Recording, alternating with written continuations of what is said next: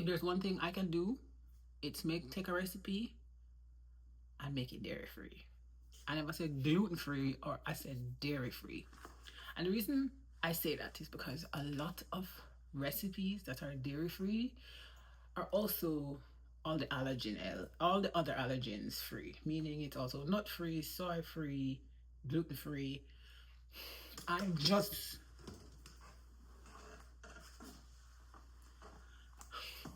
the cake that I was going to share and show you that I made for my husband's birthday, that's dairy free.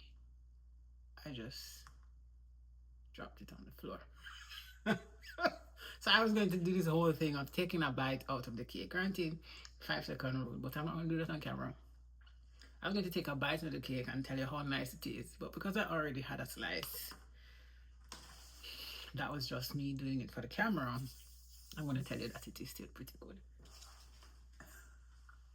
So I started out talking about being dairy free, but not necessarily being vegan. And that's my specialty of making dairy free recipes, of testing recipes or taking recipes that aren't dairy free and making them dairy free using plant based products. This nice moist chocolate cake was made without dairy. It's not vegan because there are eggs in here. And that's what I mean when I talk about folks assuming that because you're dairy free, you're also all the other allergens free. I understand why it's done because they never know what the allergens are, and so just get rid of all of them. But my challenge, I had a napkin, I don't know what I did with it. But my challenge is I don't want that. I just want to take the recipes that I am interested in with foods that I like and remove the dairy. And it's important for me to acknowledge the fact that I can access plant-based products that work similarly to dairy products in some of the recipes that I retest or recreate. In other instances, or depending on where you live, that might not be so easy. So a lot of plant-based butters can be used to replace regular dairy butter. Some plant-based milks can be used to replace dairy milk in a lot of recipes. And if you read the recipe well, a lot of these food bloggers will also share some of their options or substitutions for plant-based. So for example, I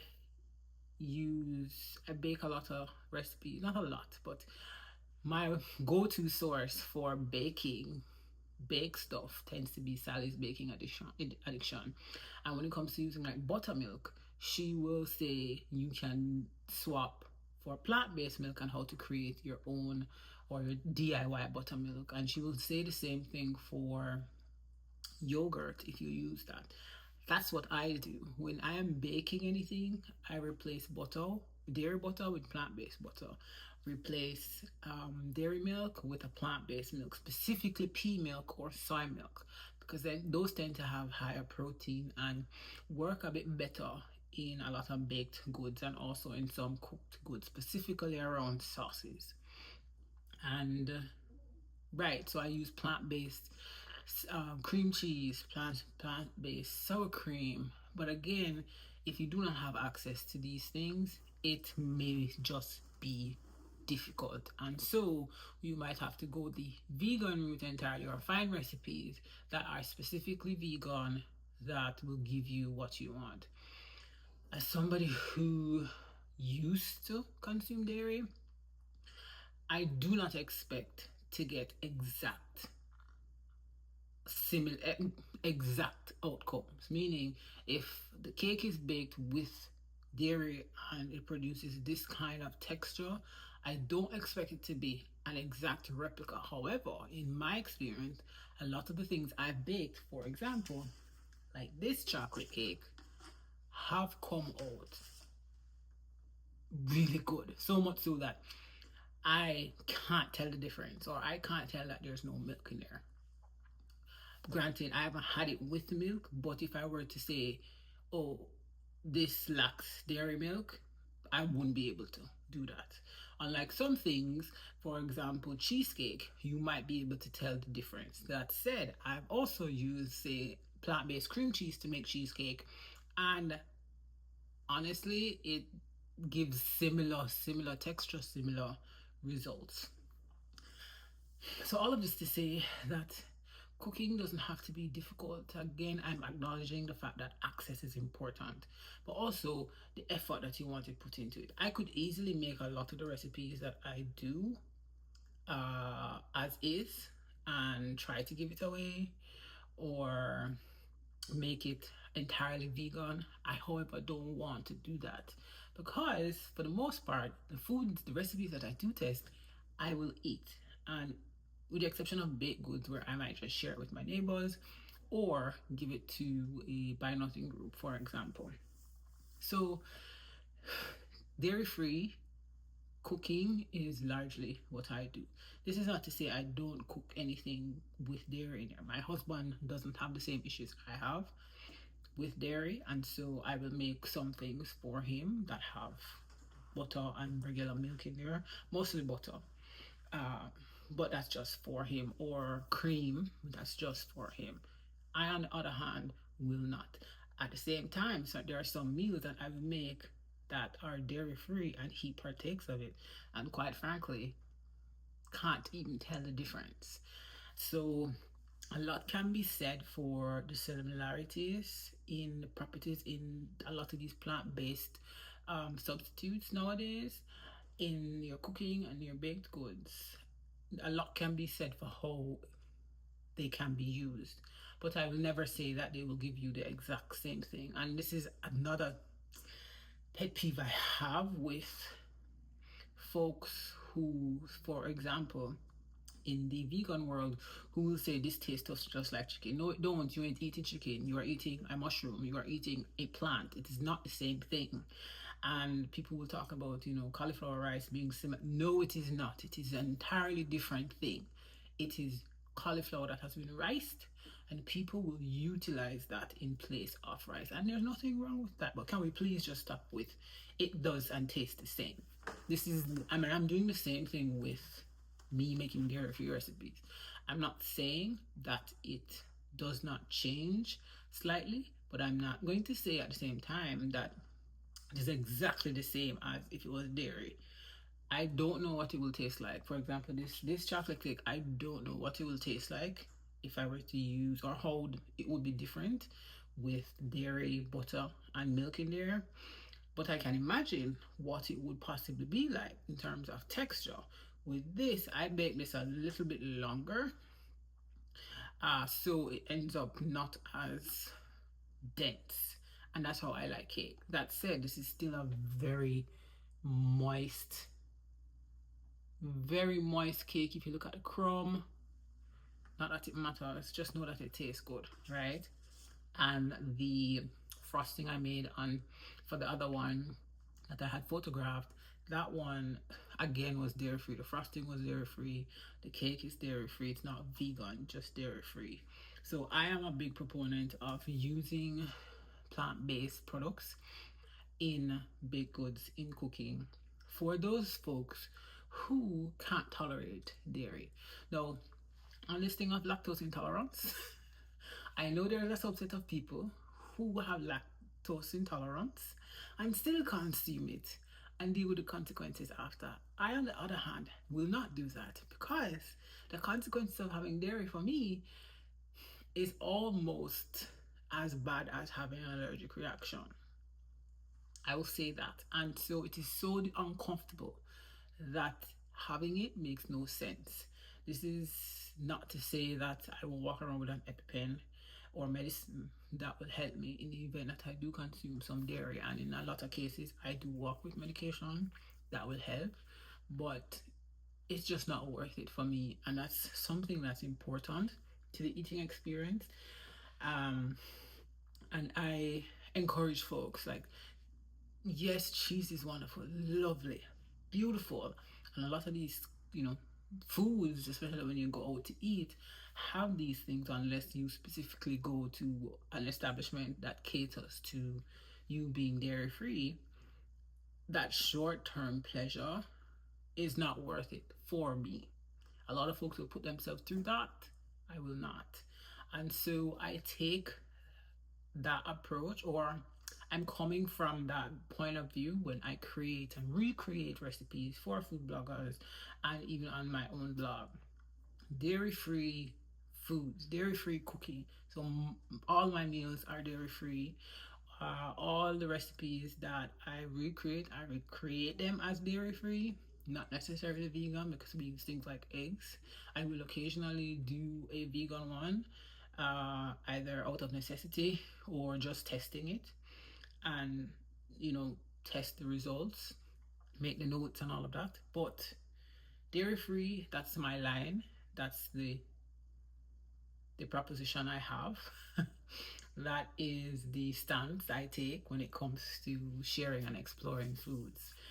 On this channel and on any other channel that I'm on, I make dairy free meals and recipe meal ideas and recipes. So with that in mind, chocolate, interestingly enough, is not my favorite. Like, I'm not a big fan of chocolate anything except dark chocolate, like the raw dark chocolate bar, that bitter chocolate with just a hint of sweet. That's probably the only thing. My husband, on the other hand, loves chocolate, and so the cake I made here is for him. And again, because I tested it, I made a bundt cake last year for his birthday, chocolate, dairy free, just the same, and then ended up giving to the neighbors because it was a big cake. This was a small 6-inch cake. Yes, I will still share it up and give it to the neighbors. And folks did not even realize that it was dairy free. In fact, one of my neighbors, she was like, "This is so freaking good. Like, I might need to order a cake from you." So I told her whenever she was ready, she could do so. Do so. Uh, I, I mean, it doesn't matter if it's dairy free because, quite frankly, unless the person says that it needs to be vegan or something else, then it doesn't really matter. There's no allergy in there and there's no nuts. I will just ask, do you have any allergies, and act accordingly. But dairy free cooking and dairy free eating is not as hard as one would think. Again, because they are substitutes, and two, when approaching substitutes or swaps, it's important to go with the mindset that you are not going to get the same thing. Vegan feta is not going to be the same thing as regular feta cheese. Vegan butter is not going to taste the same as, what's that brown butter tub called, Mrs. Crap, whatever that. I forget the name of that butter, but that I distinctly remember that butter. Nor will it taste the same as Kerrygold butter, that Irish butter. That's a very nice butter. So the plant-based butter is not going to be the same. Plant-based milk is not going to be the same. And so managing that expectation, I think, is important in cooking and in eating, especially approaching when it comes to making substitutions, because if you don't do that, you're going to be disappointed. And there's nothing more sad than making something, taking a bite of it, and realize that it's not meeting your expectations. Unless you're testing, and even then, you still have a moment of sadness. So I say this to you: when it comes to being dairy free, whether you are lactose intolerant or you are just simply trying to make some decisions around food that require you to minimize dairy, minimize saturated fat, for example, it's important to bear in mind that making these substitutions, dairy has its own profile, taste profile.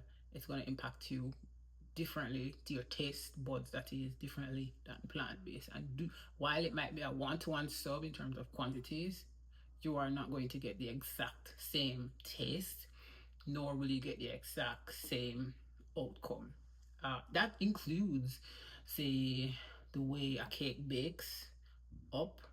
You might get it be a little less dense than if you use dairy, or if you're making, say, a creamy pasta sauce, it might not come out the same exact way as if it was regular whole milk cream sauce, right?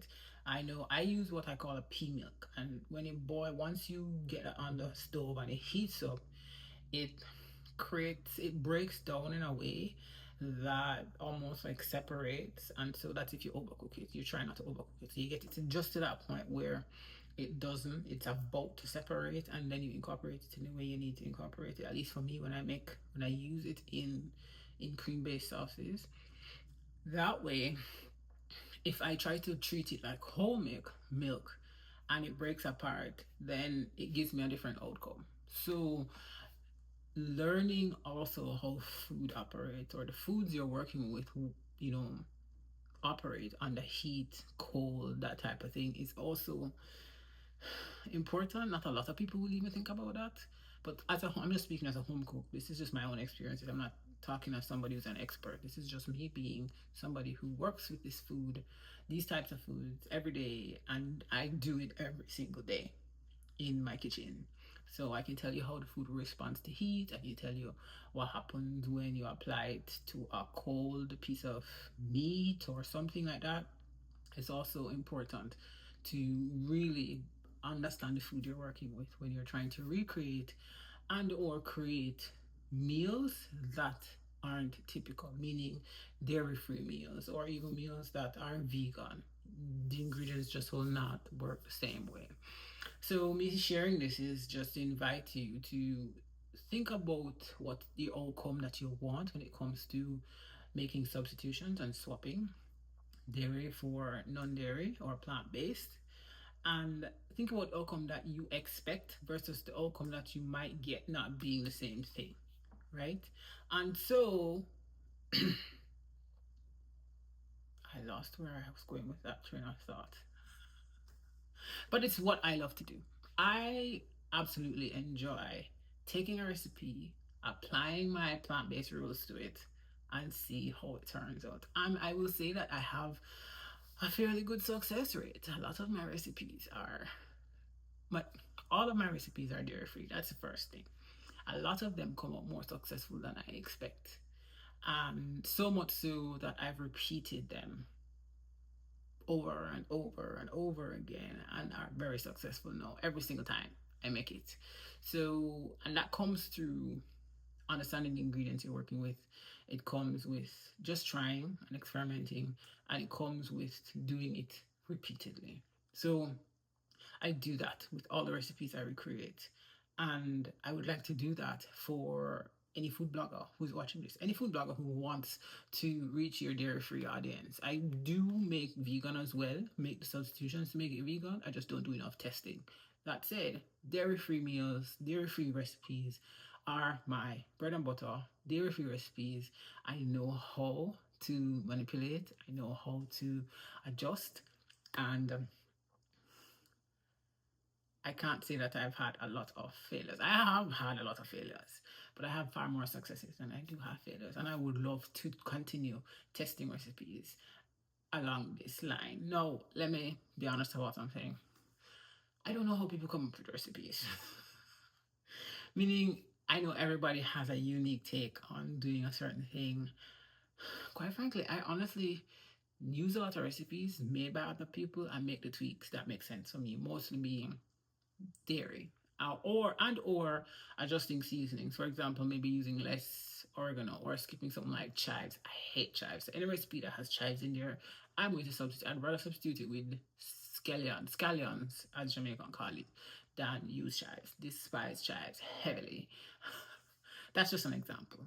But uh, again, I lost my train of thought where I was going with that. Let me drink some water.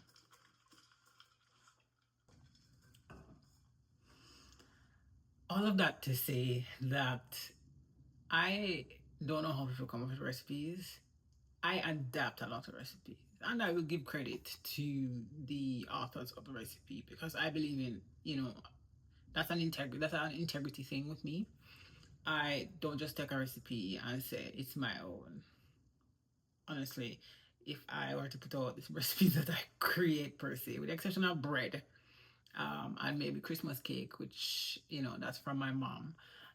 Most of the recipes I share are adapted from other folks, and I will always give credit to the people whose recipe I am adapting from or I am adjusting. So that is something that I don't know, a lot of folks might be. I quite frankly don't know how they'll feel about it, nor do I really care. This chocolate cake is really getting. I almost threw it away again. But recipes, that's why you will see me say I recipe test, and I'm testing other people's recipes. These aren't my own. My own recipes are few and far between because I literally throw things together. That's my MO. Throw things together and see what happens. There are one or two things that I have created from scratch that are staples in my house, and I may have that recipe up on my blog. Do I? I may have those recipes up. But for the most part, a lot of the recipes that I do share are adapted from other folks, and I will share all the tweaks. If you join the weekly dose, my email list, you will get those firsthand. You will get the recipe, where it's from, the tweaks and adjustments that I've made to make it dairy free and or vegan, and ways that you can make the meals, the recipes, either more balanced if you're trying to create an entire meal, a complete meal, or ways to adjust them and fit them into your weekly meal schedule. So join the weekly dose. Get on our email list at website basicbowlnutrition.com. And if you're a food blogger, then you can also join the weekly dose because there is an opportunity for you to see what it is that I do share. And I do include some of those photos that I do take on my blog or photos I've taken that are not on the blog, but I let folks see because I love a pretty picture. There's nothing more than a beautiful photo of food, and even more so when that photo represents food that actually tastes good. So the recipe that's being shared with the photo is often things that I will say taste good or adjust your expectations based on these things. And that's also part of the recipe testing that I do. I will take whatever is the recipe is, test it, following the instructions exactly. And if there's nothing that requires dairy, for example, then I will say what the outcome is. Something I have found is a lot of recipes that I've tested, the outcomes have been not exact, meaning following the instructions exactly, I might get less or more than what the blogger intends. For example, I made a pudding the other day, and it was said, not a pudding, a cake, sorry, and it said it would create this number, or I'm supposed to get this number of individual items out of it. It wasn't a cake, it was a set, almost like muffins, and I was to get this number out of it. However, for me, I didn't get that. I got way less. And so it's a note that I make because it means I don't know what it means. Because if I'm following the exact instructions, using the same amount of ingredients, then I should get the same results. So that's part of my process, testing these recipes, see how these recipes land across, like see how these recipes land with me. Because if I'm following your instructions, then I should technically get what you get, correct? Yes, I know oven times might differ, and that's the other thing too. Oven temperatures, like 350 in one oven is not the same as 350 in another oven. I'm very mindful of that. And so those might affect results as well. But I say all of this to say that it is not an exact thing. And I think that is something that needs to be talked about more.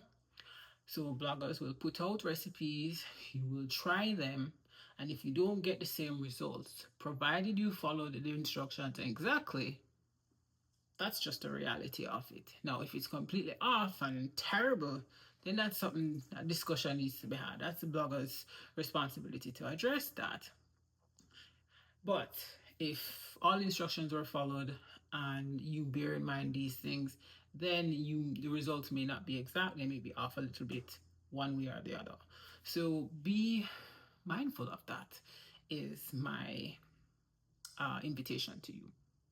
Go, and then that's the other thing, go into recipes with an open mind, because anything can happen. You might have to pivot. So many things can happen. You might have to abandon it entirely. You may have to make substitutions that you didn't plan on making, but you have no choice. At that point, it becomes a learning experience for you. At that point, it becomes something you make a note of and say, I will try this next time. So if you're a food blogger watching this, know that I see you. I love what you all are doing, and you guys have the patience of Job, I assume, because to deal with some of the comments I've seen is something else. Like,